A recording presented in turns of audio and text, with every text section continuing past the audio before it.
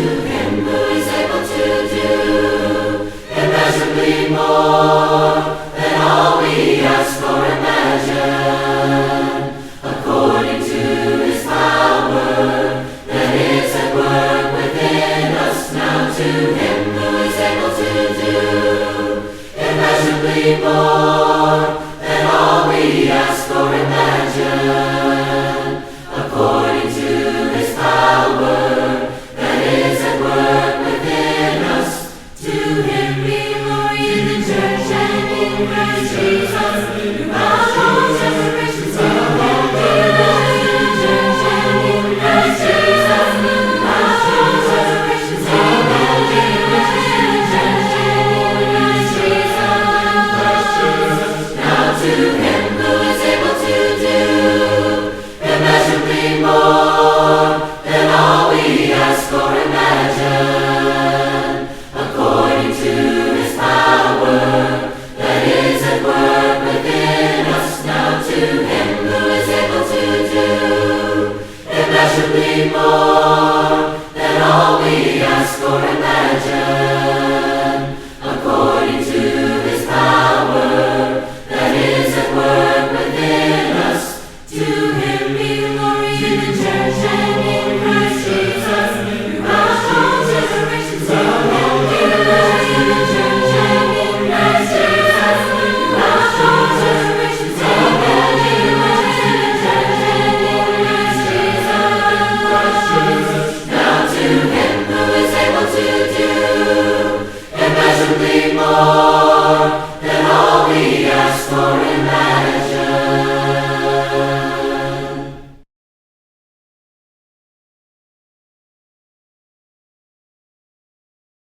Well, hey everyone, welcome to this time of Bible study on this Wednesday evening. I'm so glad that you're here, and I hope you're having a good week. Appreciate very much you taking time out of your evening to join us for this time of study. I invite you to go to Jonah chapter 1. I'd love for you to join me there, meet me there. We'll get there in just a couple minutes. I'm Chuck Webster at the Hoover Church of Christ, just outside of Birmingham, Alabama. If you happen to be visiting with us, or maybe you stumbled on our website or YouTube channel or Facebook Live or whatever, I'm glad that you're here with us. Looking forward to maybe getting to meet some visitors pretty soon when we get to return to on-site worship. About that, we are looking forward to June the 7th. We at least tentatively, perhaps things could change between now and then. Our elders are continuing to watch the data and get good advice from good people.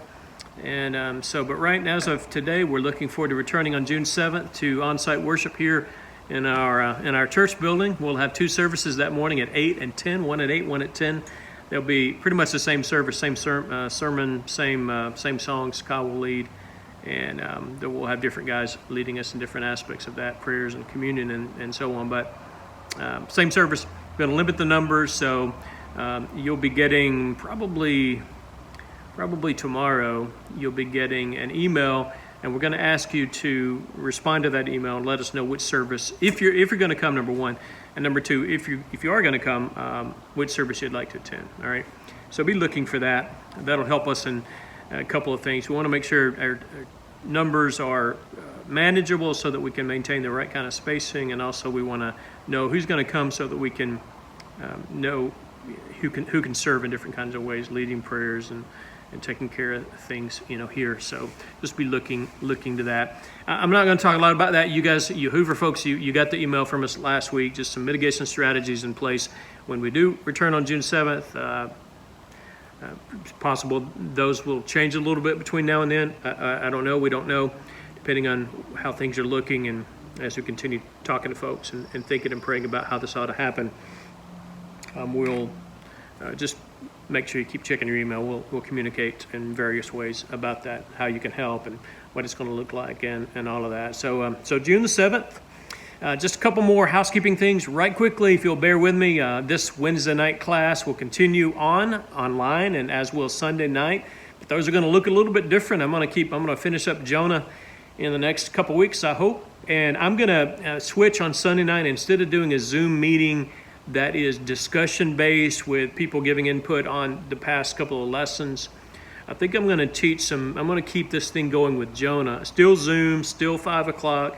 We'll still have time to hang out before and after. And you'll still have some opportunities to contribute some questions or input if you'd like. But I'm going to teach some stuff on Jonah. And so join us Sunday evening, Phil. That'll be another short lesson from me about Jonah. Continue where I leave off tonight. All right, so I hope you'll plan on joining us then. We'll have a summer series this summer. It'll be virtual. It'll be online. You'll get to probably hear some guys you've never heard before, because I'm not limited by driving distance. I can get folks from wherever to contribute some sermons or a sermon, and we'll have it on our website, and just like this, 7 o'clock on a Wednesday night. So anyway, hope you guys are doing well. Let's go to Jonah chapter 1, okay? Jonah 1, and let's spend a little bit of time talking about what's going on with Jonah. Great book, 4 chapters. Sin and grace. I gave you a couple of definitions last week. Remember those, what sin and grace are? I got them from Tim Keller, Prodigal Prophet book, sermon series he preached in conjunction with the writing of that book. So sin and grace, what are they? Sin is when you run from God, and grace is when God chases after you in your running. God runs after you, and he intervenes. He chases after us to try to get us to come back to him and try us to realize these self-destructive ways that we often run from him. They hurt us, They hurt us. They're not what he created us to be or to do. And God doesn't want us to go to those places. He doesn't want us to go there. And so he runs after us, and he intervenes in different ways. And so that's where we are in the book of Jonah, and we're looking at this guy who is told by God to go and preach. Now, I'll tell you what I want to do. I want to read a little bit from Jonah, chapter 1. If you've got a Bible there, you may follow along with us. We'll spend tonight again in Jonah 1 because there's so much here. Jonah 1, verse 1. Now the word of the Lord came to Jonah the son of Amittai, saying, Arise, go to Nineveh, that great city, and call out against it, for their evil has come up before me. But Jonah rose to flee to Tarshish from the presence of the Lord. He went down to Joppa and found a ship going to Tarshish. So he paid the fare and went down into it to go with them to Tarshish, away from the presence of the Lord. But the Lord hurled a great wind upon the sea, and there was a mighty tempest on the sea, so that the ship threatened to break up. Then the mariners were afraid, and each cried out to his God, and they hurled the cargo that was in the ship into the sea to lighten it for them. But Jonah had gone down into the inner part of the ship and had lain down and was fast asleep. So the captain came and said to him, What do you mean, you sleeper? Arise, call out to your God. Perhaps the God will give a thought to us, that we may not perish. But they said to one another, Come, let us cast lots, that we may know on whose account this evil has come upon us. So they cast lots, and the lot fell on Jonah. And they said to him, Tell us on whose account this evil has come upon us. What is your occupation, and where do you come from? What is your country, and of what people are you? And he said to them, I am a Hebrew, and I fear the Lord, the God of heaven, who made the sea and the dry land. Then the men were exceedingly afraid and said to him, What is this that you've done? For the men knew that he was fleeing from the presence of the Lord, because he had told them. And they said to him, What shall we do to you, that the sea may quiet down for us? For the sea grew more and more tempestuous. He said to them, Pick me up and hurl me into the sea, then the sea will quiet down for you. For I know it is because of me that this great tempest has come upon you. Nevertheless, the men rowed hard to get back to dry land, but they could not, for the sea grew more and more tempestuous against them. Therefore they called out to the Lord, O Lord, let us not perish for this man's life, and lay not on us innocent blood. For you, O Lord, have done as it pleased you.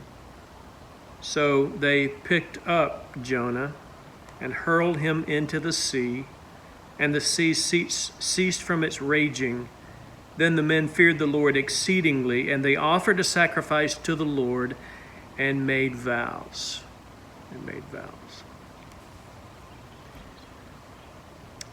Grace is God pursuing us. Sin is our running from God. Are you running from God?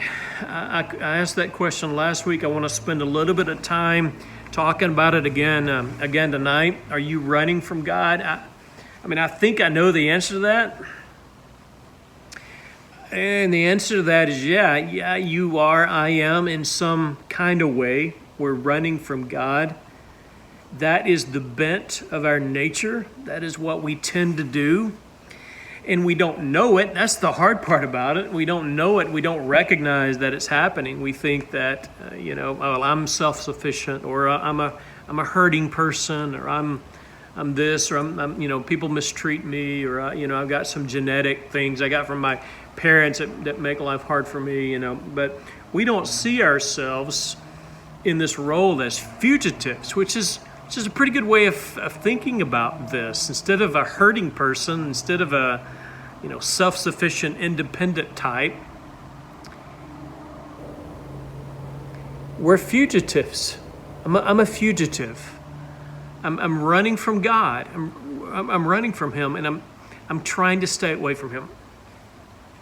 So until we realize that, we're going to have problems. Remember, the biblical narrative is consistent from beginning to end, and that is that we find what we need when we finally admit we're not in control, we're not in charge, we are not really good managers of our lives. And when we realize that and we fall down before God, and by God's sheer grace and mercy, He chases after us and He catches us, and we fall down before Him and we say, I can't do this. That's salvation. That's where we find it. When we fall down at the feet of God and we say to Him, I want to be yours. I am tired of this struggle, and I recognize I cannot do this on my own. So Jonah's a pretty good picture of that, So I want us to, for tonight, for this class, I want us to look at a few different phrases in Jonah 1 and see what we can learn from them. Think about what they meant in Jonah's life and what they mean to you guys and to me tonight, all right? In the first one, some of this, there's a little overlap here, but I'm doing that for a reason, because I think this is important stuff. Number one, here's the first phrase, verse 3. But Jonah rose to flee. Just background, some of you didn't watch this last week, I'm guessing. So I want to make sure you understand what's going on. God told Jonah, I want you to go preach to Nineveh. And Jonah didn't want to go to Nineveh. You wouldn't have wanted to. I wouldn't have wanted to go to Nineveh. It was the capital city of Assyria, who were some of the meanest people around. And Jonah didn't want to go. There was some patriotism there. There was some racism there. There was certainly a lot of self-righteousness, which is what we talked about last week. Jonah's like, I'm better than those Assyrians, and I don't really think they deserve to be saved. And I know you'll forgive them, God. If I go and preach to them and they repent, you'll forgive them, because I know what kind of God you are. We don't know that. That's what he's thinking until we get to chapter 4. But that's what's going on. So God had told him that. Jonah said, nope, not going to do it. And so Nineveh's in the east, and Tarshish is way far to the west. And so he's basically going, it's like where Spain is, somewhere over there. Nineveh's like where Iraq and Iran are. Tigris, Euphrates, Persian Gulf. So he's going the exact opposite direction when he goes to Tarshish, so he's running away. Now again, I'm not going to dwell on this too long, but I didn't really emphasize this a whole lot last week. We talked a lot about self-righteousness, and I felt like I wanted to go back and hit this point a little bit harder and talk about running from God, because you need to know how you do this.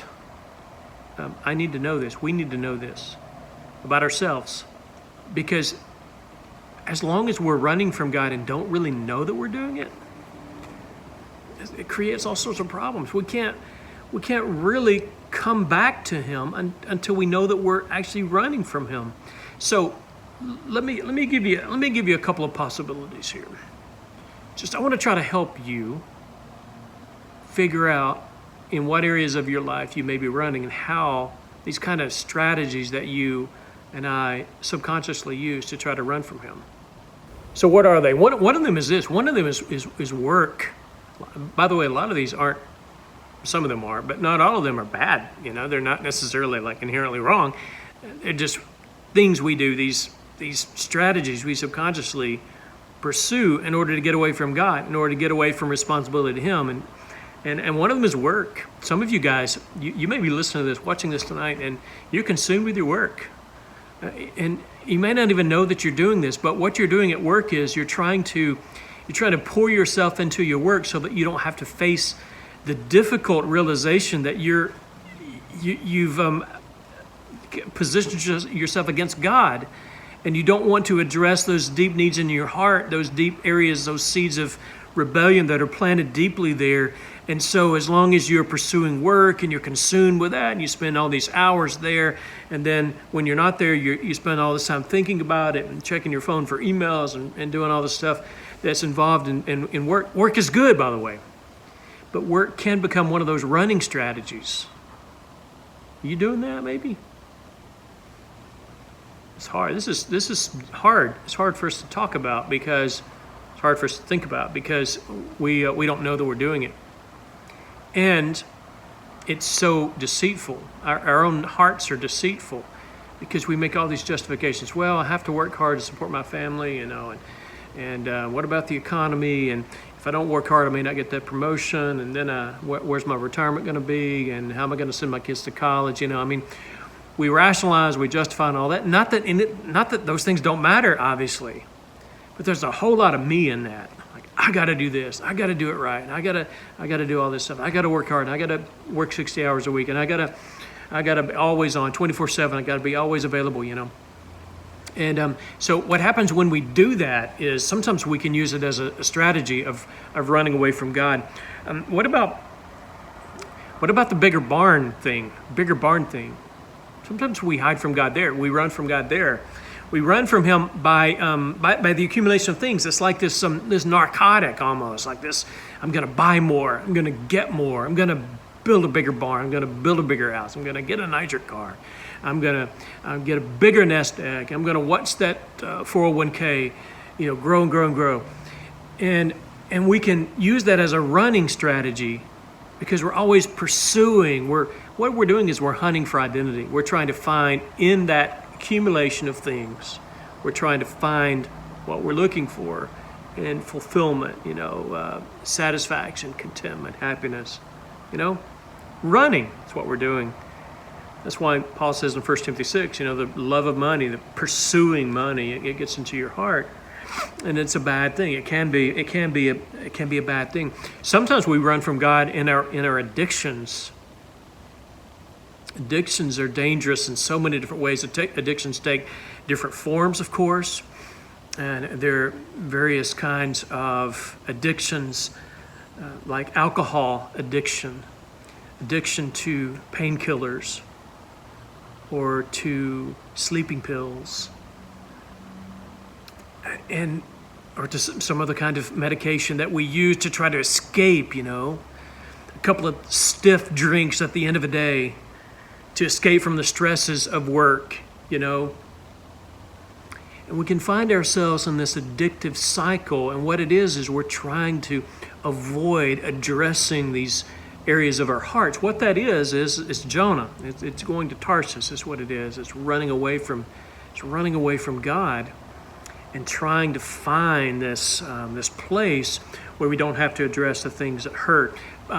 Addiction to pornography. Isn't that an escape, a form of escapism, a form of running, where we are finding solace, finding some sort of dopamine rush, And it's a way of our coping, a way of our responding to stress and responding to the difficulties of life and running away from God, not really asking the hard questions and letting God explore our hearts because we're afraid of what we might find there. See, there's that fear there. There's a tendency for us to be afraid and for us not to want to go to those places. And so we fill our time with various things, or we numb the mind in order not to have to address them. It can be something like school. It's a constant pursuit of degrees. It's trying to get to 4.0. It's trying to get the perfect ACT, SAT score, the GRE score. It's trying to do, extremely well on the LSAT. I mean, whatever area of life we're pursuing, but it's this constant need to excel. In that, again, don't mishear me. I'm not saying some of these things are, some like addictions are inherently wrong, but some of these things aren't. Nothing wrong with school, nothing wrong with work. But when it becomes wrong is when it's a way of your running away from God. So I'm just trying to get you to think that maybe you're running from God and don't even know it. That's what these things are. It's a form of sin where we're running away from Him. Sometimes it takes a form of entertainment. Now, at the risk of, I don't think it'll offend you, but do you have any idea how many hours a day you spend on social media? Have you considered that? Have you looked at your phone to try to figure it out? How many Netflix shows have you watched in the last week, 2 weeks?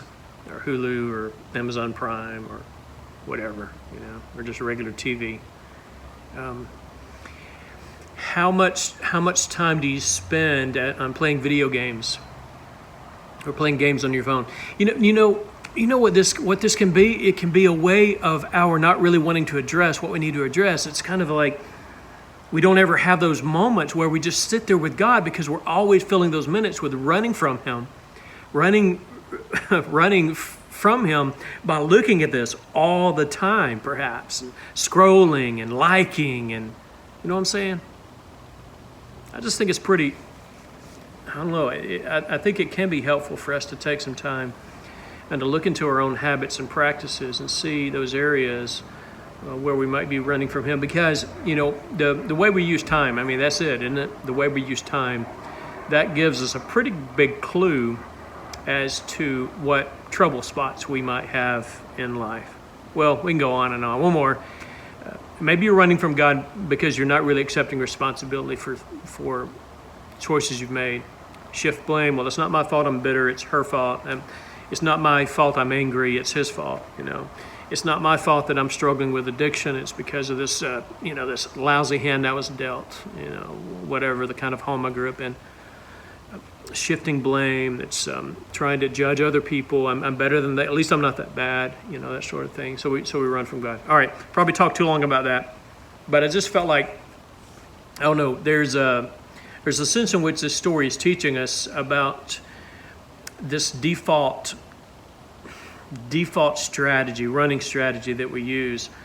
For Jonah, it was a very physical thing. For us, it's a mental or emotional or spiritual thing. It's a habit thing. It's a time management thing. It's a priority thing. You know what I'm saying? So I hope you'll think about that. Here's a second phrase, though.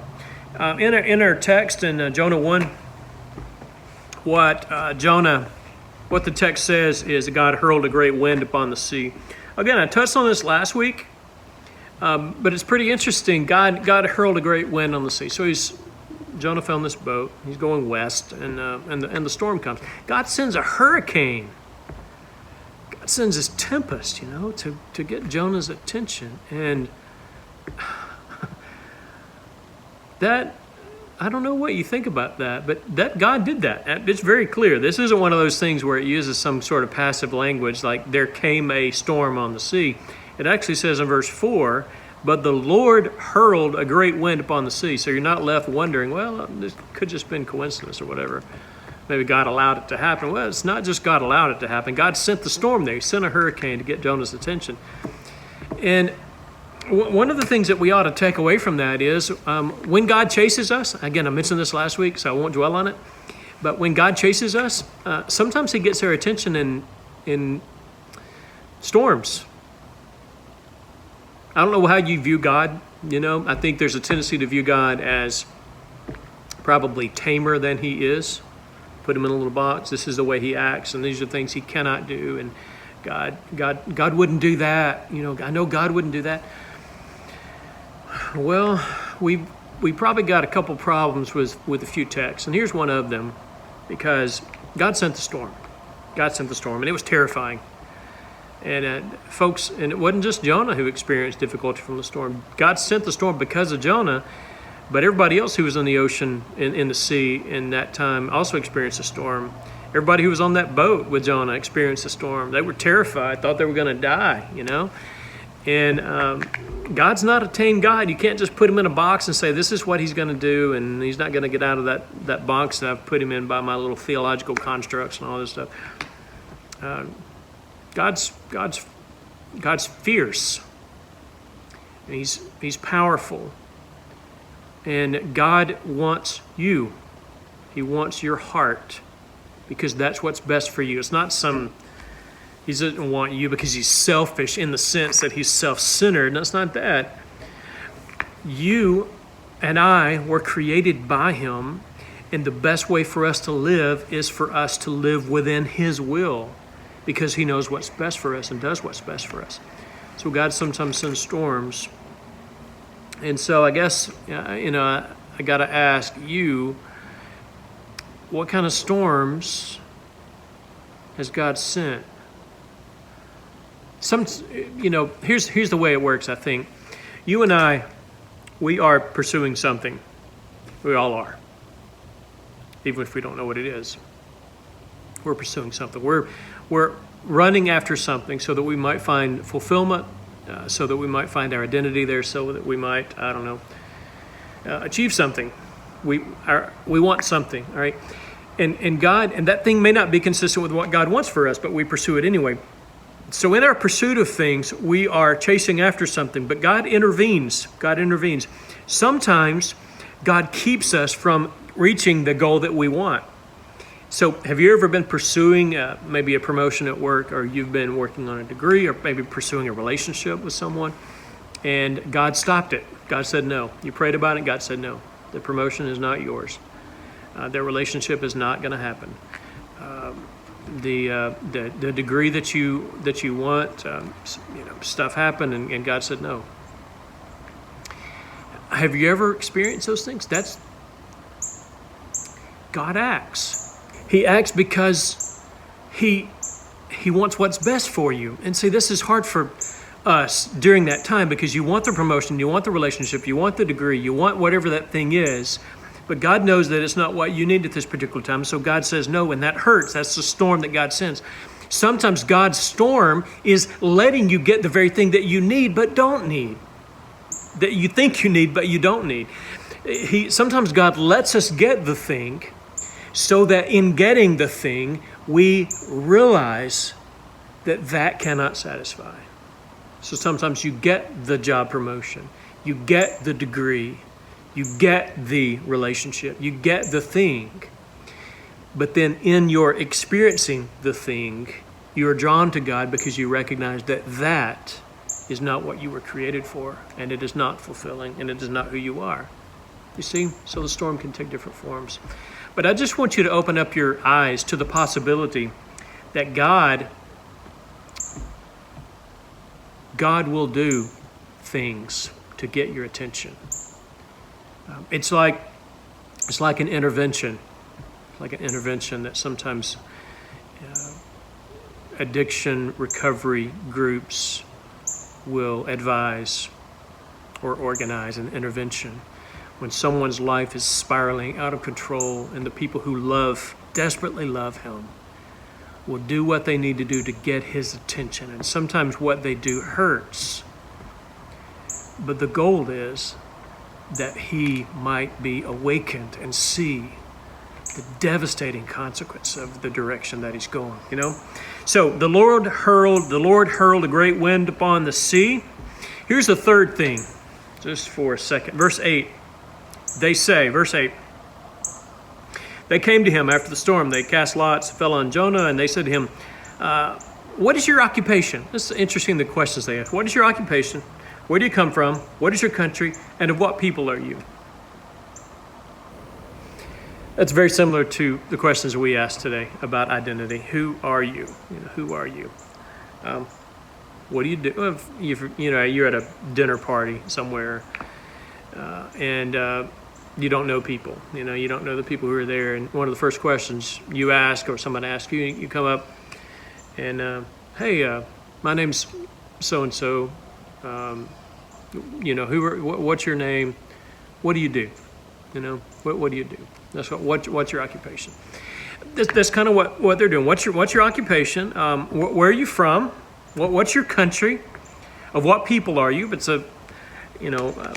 we don't do it exactly like that, but we ask some of the same kinds of questions. What's your occupation? What's your nationality? What's your ethnicity? These are things that we either ask or we recognize subconsciously. It's your identity. Who are you? Now, Jonah's answer is, Doesn't really answer exactly the way they ask it. Doesn't tell his occupation. It's like, that's not important at this particular time, you know. I am a Hebrew, and I fear the Lord, the God of heaven, who made the sea and the dry land. I think he's starting to wake up a little bit. Now, Jonah's got a lot to learn. I'm not saying he's there, but he's starting to wake up a little bit, because he says, I'm a Hebrew. He realizes that his identity in that moment, his identity, what matters is not his occupation, not what country he's from, but who his God is, you know. Now, he does say, I'm a Hebrew, and that's partially answering an ethnicity question. But it's more related to the fact that as a Hebrew, he had been called by God. You know, he was God's prophet, and so he's getting at that. Your identity. Remember what I was talking about a minute ago? Those things that we pursue, what we're doing when in those pursuits in work or school or relationships or whatever, is we're pursuing something that we think either it reflects the identity that we have or reflects the identity that we want to have. So at work, I want to be perceived as the best whatever. You know, I want to be perceived as in a relationship. I want to be a husband. I want to be a wife. I want to be a mom or a dad. It can be, I want to have those letters at the end of my name. You know, I want to be recognized academically. I mean, just so many different things. But it's an identity thing. So a lot of times we want our identity to be found in something, work or school or family or whatever. A lot of those things are good, you know, but they're not ultimate things. So Jonah is starting, his eyes are starting to open. I am a Hebrew and I serve Yahweh. You know, I serve Yahweh. All right, I want to move ahead kind of quickly, because I want to get to a significant point before we finish up. So he says in verse 12, pick me up and hurl me into the sea, then the sea will quiet down for you. He's starting to understand a little bit about what repentance looks like. He doesn't try to save his own skin here. I don't know if he was doing that because he's like, I'd rather die than go preach to the Assyrians. I don't know if it's that kind of thing, or if I don't know exactly what's going through his mind. But it seems as if Jonah is starting to be aware, at least a little bit, of what it means to be submissive to God. And he's learning to think of the people around him rather than simply himself. And so he says, cast me into the sea. Now, two quick things at the end of this, verse 15, these statements. And I hinted at this last week, but I want to spend just a couple minutes on this before we finish up tonight. And they are the statements in verse 15 where they picked up Jonah and hurled him into the sea. He told them to, you know. They tried not to, but he told them to. And so they did it. Hurl him into the sea. There's a lot of Jesus. There are a lot of Jesus hints here.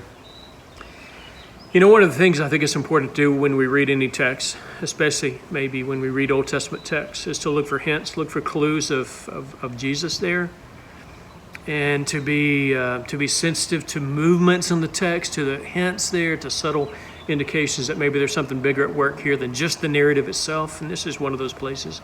And of course, we've got Matthew 12 on this. Matthew 12, starting in verse 38, the scribes and Pharisees said, "Teacher, they said this to Jesus, we wish to see a sign from you."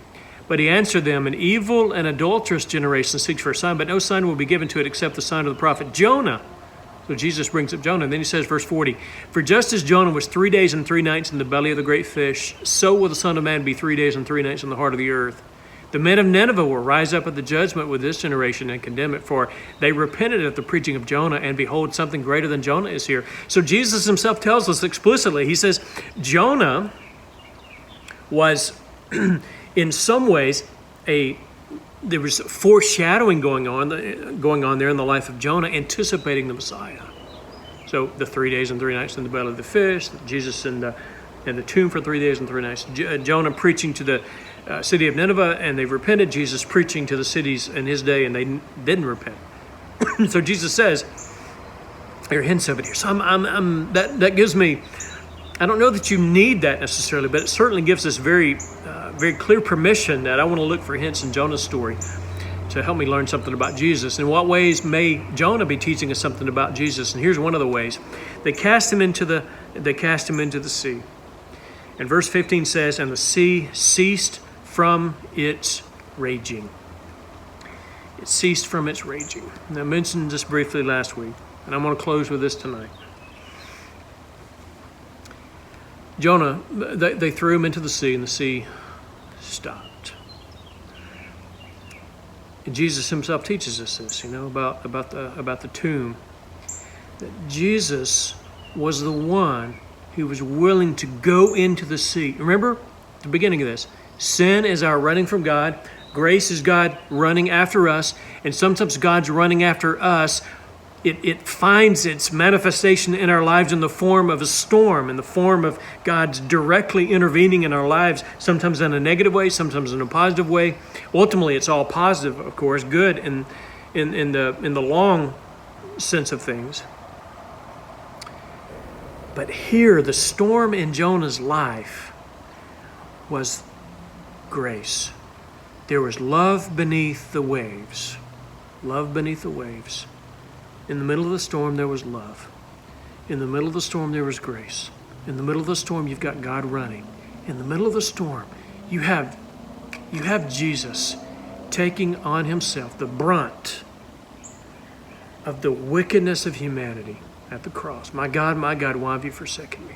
The earthquake, the eclipse, the tearing of the temple veil, all this stuff going on.